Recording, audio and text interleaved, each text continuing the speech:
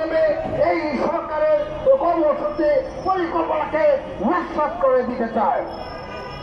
আমরা পরিষ্কারভাবে বলে দিতে চাই, এই দেশের জনগণ আন্দোলন সংগ্রাম তারা করেছে, তারা ঠিক মতো নিজের ভোট দিয়ে একটি জনপ্রতিনিধি সরকার তারা গঠন করতে চায়।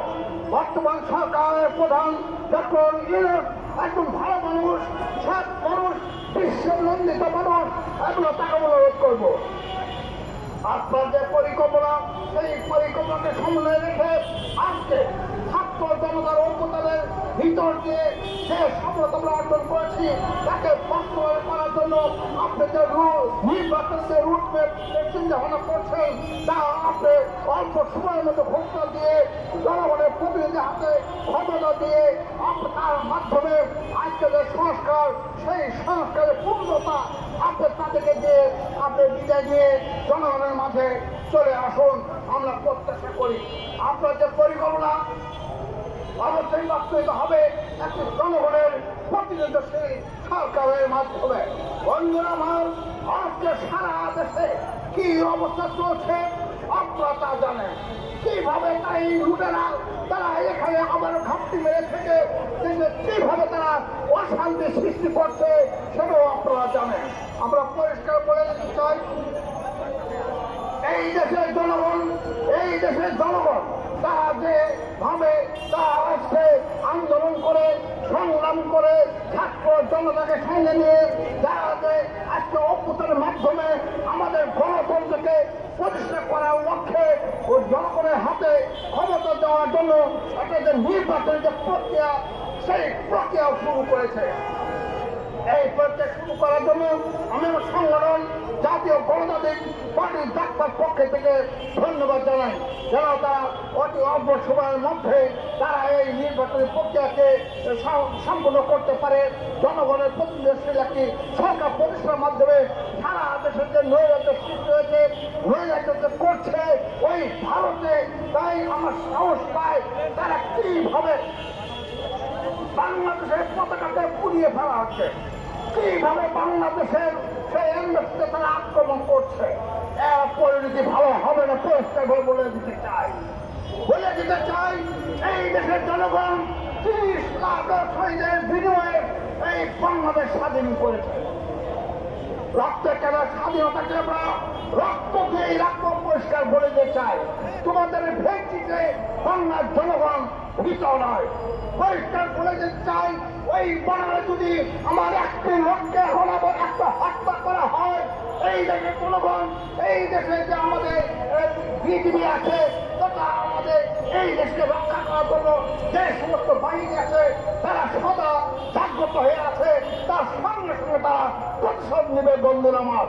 কারণ এই জনগণ তাদের পিছনে আছে, যে কারণে মানুষ জানে সেই পাতুয়ার ঘটনা, সেই বরলবাড়ির ঘটনা, বিভিন্ন যুদ্ধে তারা কিভাবে পরাজিত হয়ে গেছে এটা তারা মনে রাখছে। মনে রেখেছে বলে আপনারা জানেন ওই পিডিএর তারা কিভাবে হত্যাকাণ্ডের সংগঠিত করে আমার সেনাবাহিনীকে ধ্বংস করার চক্রান্ত করেছিল। বাংলার জনগণ তারা অতীত ঐতিহ্য নিয়ে আবারও তারা সেই ভারতের বিরুদ্ধে এই দেশকে তারা মুক্ত করে রাখার জন্য দৃঢ় সংকল্প নিয়ে তারা কাজ করে যাচ্ছে। আপনারা জানেন এই হাসিনা সরকার থাকা অবস্থায় আমার দেশের যে আন্তর্জাতিক যে সম্পর্ক পরিসর কোন পর্যায়ে ছিল আপনারা তা জানেন। এই ছাত্র জনতার অভ্যুত্থানের ভিতর দিয়ে আজকে দেশকে মুক্ত হয়েছে হাত থেকে, ফ্যাসিস্টের হাত থেকে দেশকে মুক্ত হওয়ার পরে এই দেশের লোকজন স্বাধীন চিন্তা ভাবনা, স্বাধীন মত দিয়ে স্বাধীনভাবে তারা ঘোরাফেরা তারা চিন্তা করে তারা চলছে। বন্ধুরা আমার, আজকের এই অনুষ্ঠানে এখানে প্রধানমন্ত্রী হিসেবে থাকার কথা ছিল নাগরিক ঐক্যের সংগ্রামী সভাপতি সংগ্রামী জনতা যারা মামুদুর মান্না, আমার সঙ্গে রাখতে কথা হয়েছিল, তখন বলতে পারে এখন সব তবুও আমি যাবো। আমি কথা শুনলাম, তার সঙ্গে কথা বললাম, তার গলাটি খুলে গিয়েছে, সে কথা ঠিক মতো বলতে পারছে না, কথা বলতে পারছি না। জ্বর আমার ইচ্ছা, তা আপনি যেতে বলেন আমি সেটাই করবো। আমি বললাম যে না ভাই আপনার ভবিষ্যৎ চাপ আমি সৃষ্টি করতে চাই না।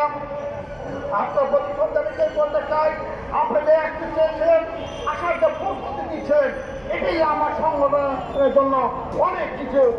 ইনশাল্লাহ আগামী দিনে আপনার যে চিন্তা মতামত, দেশের জন্য যে কথাবার্তা যা কিছু বলেন, আগামীতে একটা কর্মসূচিতে আপনি এসে সেই কথাগুলি বলবেন।